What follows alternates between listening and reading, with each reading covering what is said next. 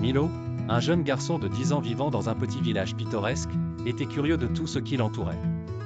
Un après-midi d'été, alors qu'il se reposait sous le grand chêne de leur jardin, il entendit ses parents parler d'une prière.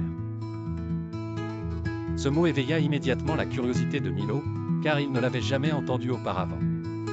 Le soir, alors qu'il s'apprêtait à dîner, Milo demanda à sa mère « Que signifie le mot « prière » ?» Sa mère, voyant l'intérêt dans les yeux pétillants de son fils, sourit et expliqua « Une prière, mon chéri, c'est quand tu parles à Dieu ou à une force supérieure.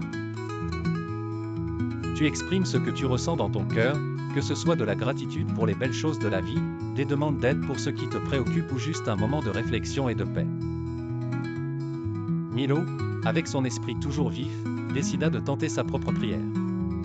Il écrivit quelques mots sur un petit papier « Cher Dieu, merci pour ma famille, mes amis et le gâteau au chocolat de mamie. S'il te plaît, aide-moi à devenir un grand aventurier un jour. » Chaque soir, il prenait ce papier, fermait les yeux et répétait doucement ces mots, ressentant une paix intérieure qu'il n'avait jamais éprouvée auparavant.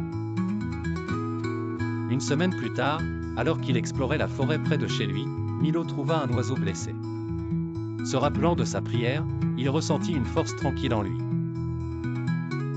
Il rapporta l'oiseau chez lui, et avec l'aide de ses parents, il s'en occupa jusqu'à ce qu'il soit prêt à voler à nouveau.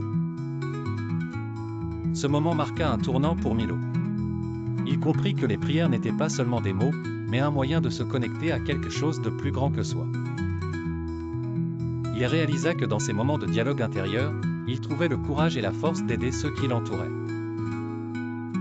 Ainsi, grâce à sa découverte de la prière, Milo apprit qu'on pouvait transformer ses pensées et ses souhaits en actes bienveillants.